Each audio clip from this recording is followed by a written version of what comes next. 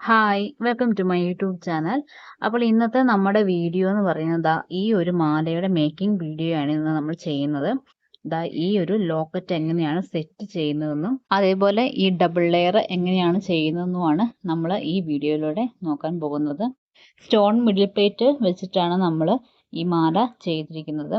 ഇതിൻ്റെ ബാക്ക് ഭാഗം നമ്മൾ ലോക്ക് ചെയ്തിരിക്കുന്നത് ചേടാപ്പെട്ടി ഉപയോഗിച്ചിട്ടാണ്. അപ്പം നമുക്ക് ഇതിനാവശ്യമായ മെറ്റീരിയൽസ് എങ്ങനെയാണെന്ന് ഡീറ്റെയിൽ ആയി നോക്കാം. ഇവിടെ 4 mm വൈറ്റ് പേൾ ആണ് ഞാൻ എടുത്തിട്ടുള്ളത്. അതേപോലെ തന്നെ 3 mm ഗോൾഡൻ മെറ്റൽ ബീഡ്സും എടുത്തിട്ടുണ്ട്. പിന്നെയുള്ളത് ഈ ഒരു പെൻഡന്റ് ആണ് എടുത്തിട്ടുള്ളത്. 2 ലെയർ സ്റ്റോൺ മിഡിൽ പ്ലേറ്റ്, ഇത് ചേടാപ്പെട്ടി, ഇത് back hook, jump ring, gear lock, ഇത് ഗിയർ വയർ ആണ്, ഇത് മെറ്റൽ വയർ. പിന്നെയുള്ളത് നമുക്ക് ടൂൾസ് ആണ്, പ്രസ്സിംഗ് പ്ലെയറും കട്ടിംഗ് പ്ലെയറും. ഇനി നമുക്കിതിൻ്റെ മേക്കിംഗ് വീഡിയോയിലോട്ട് പോകാം. ആദ്യമായി ഞാൻ ഈ ഒരു പെൻഡന്റ് എടുത്തിട്ടുണ്ട്. ഈ പെൻഡന്റിലേക്ക് നമ്മൾക്ക് ഈ ഗോൾഡൻ ബീഡ്സും വൈറ്റ് പേൾസും ഉപയോഗിച്ച് ഈ മെറ്റൽ വയർ ഉപയോഗിച്ച് ഒന്ന് കോർത്ത് എടുക്കേണ്ടതുണ്ട് ഒരു ഭംഗിക്ക് വേണ്ടിയിട്ട്. അതിന് ഞാൻ ഈ മെറ്റൽ വയർ ഈ ഒരു കുറച്ച് നീളത്തിൽ തന്നെ കട്ട് ചെയ്തെടുത്തിട്ടുണ്ട്. ഇത് 4 mm പേൾസും മറ്റേ ഗോൾഡൻ ബീഡ്സ് 3 mm ആണ്. അപ്പോൾ ഇവിടെ ചെയ്യാൻ ഉദ്ദേശിച്ചിരിക്കുന്നത് ഈ ഒരു പെൻഡന്റിൽ നമ്മൾ ഈ മുത്ത് കോർത്തെടുത്ത് ഇതേപോലെ ചുറ്റി ചുറ്റി കൊണ്ടുവരികയാണ് ചെയ്യുന്നത് ഈ ഒരു മെറ്റൽ വയർ ഉപയോഗിച്ച്. അപ്പോൾ ഞാൻ ഈ മെറ്റൽ വയർ നീളത്തിൽ ഇങ്ങനെ മുറിച്ചെടുത്തിട്ടുണ്ട്. നമുക്ക് ചുറ്റി എടുക്കേണ്ടത് കൊണ്ട് മെറ്റൽ വയർ കുറച്ച് നീളത്തിൽ തന്നെ നിങ്ങൾ ആദ്യം എടുക്കണം. അപ്പോൾ ആദ്യം ഞാനിവിടെ വൈറ്റ് പേൾ കോർത്തെടുക്കുകയാണ്. അതിനുശേഷം 3 mm ഗോൾഡൻ മെറ്റൽ ബീഡ്സ് കോർത്തെടുക്കുന്നു.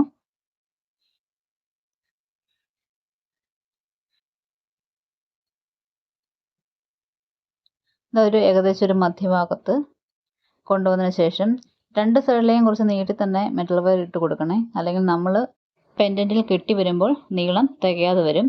അപ്പോൾ നമ്മൾ ഗോൾഡൻ ബീഡ്സ് ഇട്ടതിന് ശേഷം നമ്മൾ ആ അറ്റം തിരിച്ച് വൈറ്റ് പേൾസിനുള്ളിലൂടെ തിരിച്ച് കോർത്തെടുക്കുകയാണ് ചെയ്യുന്നത്. അതിനുശേഷം ഇതേപോലെ ഒന്ന് പ്രസ് ചെയ്ത് വലിച്ച് എടുക്കുക. ഇതേപോലെ നമുക്ക് കിട്ടും. ഇനി ഇതേപോലെ തന്നെ നമുക്ക് മുത്ത് കോർത്ത് എടുക്കണം. വീണ്ടും വൈറ്റ് പേൾ ഇട്ടു,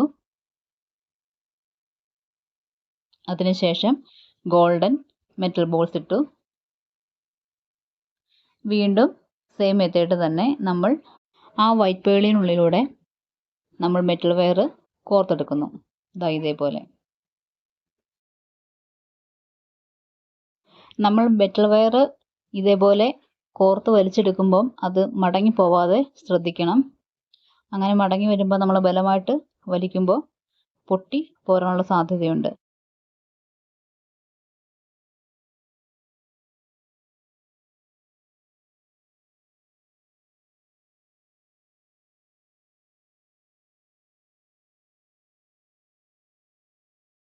ഇതേ രീതിയിൽ നമ്മൾ മുത്ത് കോർത്തെടുക്കണം.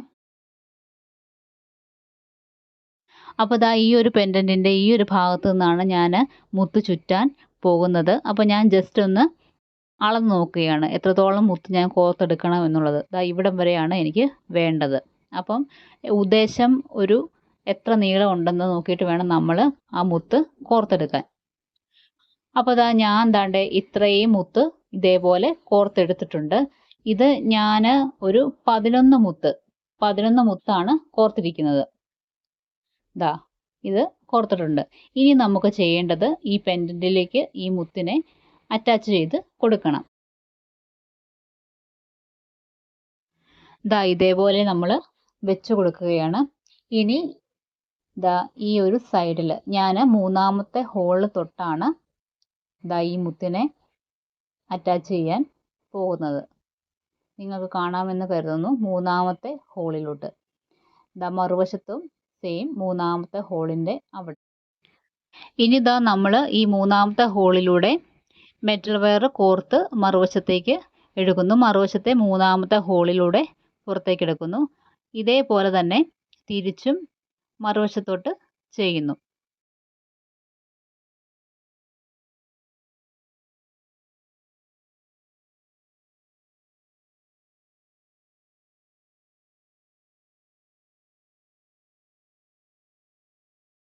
ദാ ഇതേപോലെ നമ്മൾ കോർത്ത് എടുക്കുന്നു.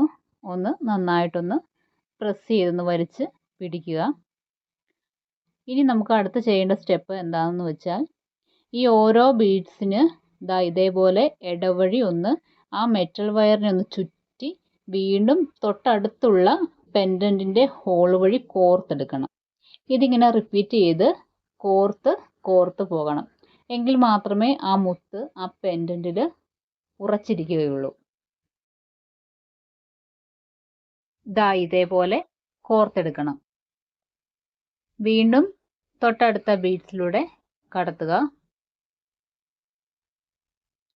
തിരിച്ച് ദാ ഇതേപോലെ ആ പെൻഡൻറ്റിൻ്റെ അടുത്ത ഹോളിലൂടെ ദാ ഇതേപോലെ കോർത്ത് ഒന്ന് മുറുക്കി ഇങ്ങനെ കോർത്ത് പോവുക.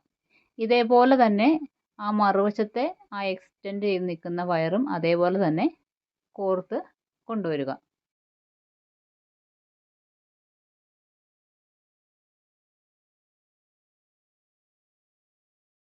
അപ്പോൾ ദാ ഞാൻ മുഴുവനും കോർത്ത് എടുത്തിട്ടുണ്ട്.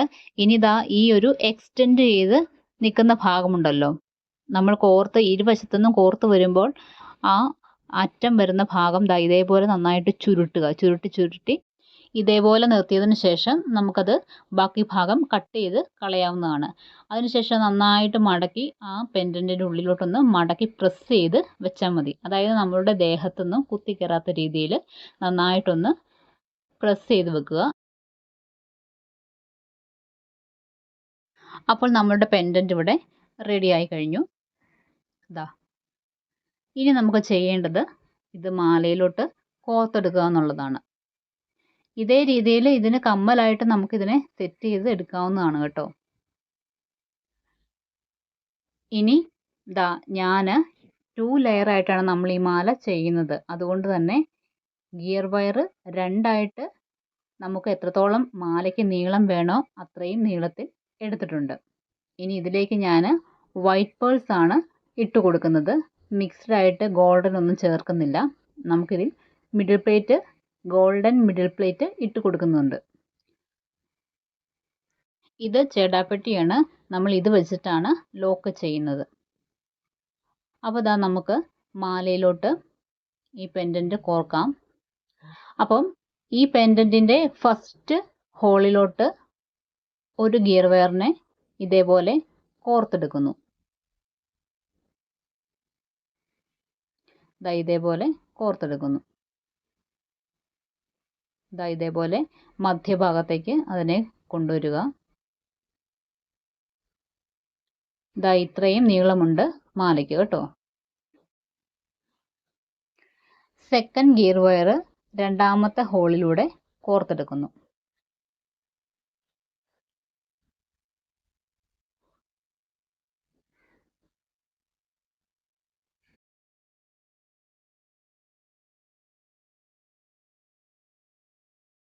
അപ്പോൾ ഗിയർ വയർ ഇട്ടതിന് ശേഷം നമുക്ക് മുത്ത് കോർത്തെടുക്കാവുന്നതാണ്. അപ്പോൾ ഞാൻ ഓരോ ഗിയർ വയറിലൂടെയും മുത്തുകൾ കോർത്തെടുക്കുകയാണ്. ദാ ഇത് ഞാൻ ഓരോ ഗിയർ വയറിലും 20 മുത്തുകൾ വീതമാണ് കോർത്തിരിക്കുന്നത്. ഇനി നമുക്ക് ഇവിടെ മിഡിൽ പ്ലേറ്റ് കൊടുക്കണം ഇരുവശത്തും.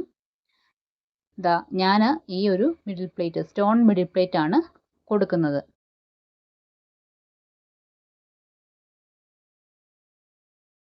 ദാ ഞാനിവിടെ ഇരുവശത്തും മിഡിൽ പ്ലേറ്റ് ഇട്ട് കഴിഞ്ഞിരിക്കുകയാണ്. ഇനി അടുത്ത സെക്ഷനിലേക്കും വീണ്ടും 20 പേൾസ് വീതം ഇട്ട് കൊടുക്കുന്നു. ഇരുവശത്തും വീണ്ടും ഒരു മിഡിൽ പ്ലേറ്റ് കൊടുക്കുന്നു. ലാസ്റ്റ് എൻഡിങ്ങിലോട്ടും ഒരു 20 പേൾ ഇട്ട് കൊടുക്കുന്നു. ദാ ഇതേപോലെ ആദ്യത്തെ സെക്ഷനിൽ 20, പിന്നെ മിഡിൽ പ്ലേറ്റ് ഇരുവശത്തും ഇട്ട് കൊടുത്തു. വീണ്ടും 20 പേൾസ് വീതം ഇട്ടു. മിഡിൽ പ്ലേറ്റ് കൊടുക്കുന്നു. ലാസ്റ്റ് 20 പേൾസ് വീതം ഇരുവശത്തുമായിട്ട് കൊടുത്ത് മാല എൻഡിങ്ങിലേക്ക് കൊണ്ടുവന്നു. ഇനി നമുക്ക് ചെയ്യാനുള്ളത് ലോക്കിംഗ് ആണ്. ഇനി നമുക്ക് ഇതെങ്ങനെ ലോക്ക് ചെയ്യാം എന്ന് നോക്കാം. അതിനായിട്ട് നമ്മൾ ഇവിടെ ചേടാപ്പെട്ടിയാണ് യൂസ് ചെയ്യുന്നത്. ഗിയർ ലോക്കും ആവശ്യമുണ്ട്. ഇവിടെ ചേടാപ്പെട്ടി ഇട്ട് കൊടുക്കുകയാണ്. എനിക്ക് എൻ്റെ കയ്യിൽ ചേടാപ്പെട്ടി 3 ലെയറിൻ്റെ ചേടാപ്പെട്ടിയാണ് ഉണ്ടായിരുന്നത്, 3 ഹോള്. നമ്മളിവിടെ ചെയ്യുന്നത് 2 ലെയറാണ്. അപ്പം 2 ലെയറിന് തന്നെ ചേടാപ്പെട്ടി വേണം. പക്ഷേ എൻ്റെ കയ്യിലത് ലഭ്യമല്ലായിരുന്നു. അപ്പോൾ തൽക്കാലം ഞാൻ നിങ്ങൾക്ക് വേണ്ടിയിട്ട് ഇത് ലോക്ക് ചെയ്ത് കാണിക്കാൻ വേണ്ടി 3 ലെയറിൻ്റെ തന്നെ എടുക്കുകയാണ്. അപ്പോൾ 3 ലെയറിൻ്റെ ചെയ്താലുള്ള കുഴപ്പം എന്താണെന്ന് വെച്ച് കഴിഞ്ഞാൽ നമുക്കവിടെ ഒരു ചെറിയൊരു ഗ്യാപ്പ് വരും. എന്തായാലും ഞാൻ നിങ്ങളെ ഇത് ഇട്ട് കാണിക്കാം. അപ്പോൾ ചേടാപ്പെട്ടിയുടെ ഇരുവശത്തുമുള്ള ഹോളിലേക്ക് ഞാൻ ഗിയർ വയർ കോർത്തെടുക്കുകയാണ്. ചേടാപ്പെട്ടി ഇടുമ്പോഴത്തേനും ശ്രദ്ധിക്കണം, തിരിഞ്ഞു പോകരുത്. സ്റ്റോൺ മിഡി പ്ലേറ്റും പെൻഡൻറ്റും ചേടാപ്പെട്ടിയും ഒരേ വശത്തേക്ക് തന്നെ ആയിരിക്കണം. ഇതേപോലെ ഒരു ഗ്യാപ്പ് വരുന്നുണ്ട്, കണ്ടില്ലേ? ഇതാണ് ഇതിൻ്റെ ഒരു പ്രശ്നം വരുന്നത്. കാരണം നമ്മൾ 2 ലെയറിൻ്റെ ആണ് ചെയ്യുന്നത്, ഞാൻ ഇട്ടിരിക്കുന്നത് 3 ലെയറിൻ്റെ ചേടാപ്പെട്ടിയാണ്. അപ്പോൾ നിങ്ങൾ ചെയ്യുമ്പോൾ ഏത് ലെയറാണ് ചെയ്യുന്നത് സെയിം ലെയർ തന്നെ മിഡി പ്ലേറ്റും ചേടാപ്പെട്ടിയും ഉപയോഗിക്കാൻ ശ്രദ്ധിക്കുക. അപ്പം നമുക്കിത് ലോക്ക് ചെയ്യാം. അപ്പോൾ അതിനായിട്ട് ഗിയർ ലോക്ക് ഞാൻ ഇട്ട് കൊടുക്കുകയാണ്. ഇതേപോലെ ഒന്ന് ഉള്ളിലോട്ട് ഇതേപോലെ ഒന്ന് വലിച്ച് ഇട്ട് കൊടുത്തതിന് ശേഷം പ്രസ്സിംഗ് പ്ലെയർ ഉപയോഗിച്ചൊന്ന് ലോക്ക് ചെയ്ത് കൊടുക്കുക. വീണ്ടും മറുവശത്തുള്ള ഗിയർ വയറും നമ്മളിവിടെ ലോക്ക് ചെയ്യുകയാണ്.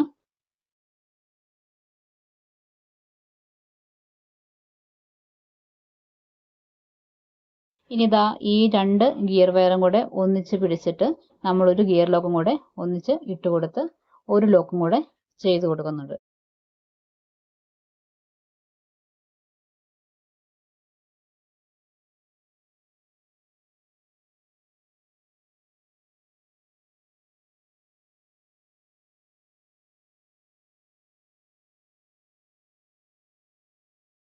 ഈ എക്സ്റ്റെൻഡ് ചെയ്ത് നിൽക്കുന്ന ഭാഗം കട്ട് ചെയ്ത് കൊടുക്കുക.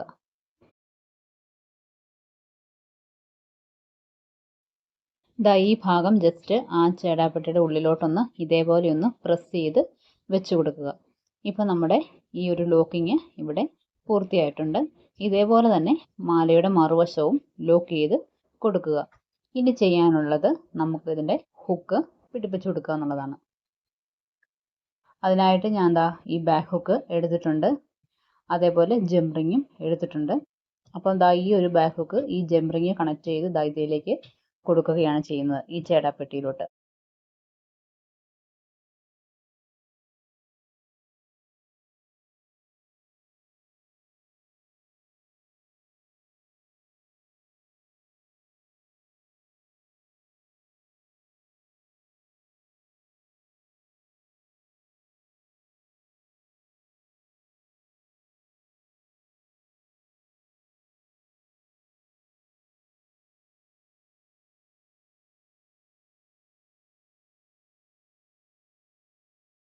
മറുവശത്തെ ചെയിനും ഇതേപോലെ ജംറിങ്ങിലേക്ക് കൊളുത്തി ചേടാപ്പെട്ടിയിലോട്ട് കണക്ട് ചെയ്ത് കൊടുക്കുന്നു.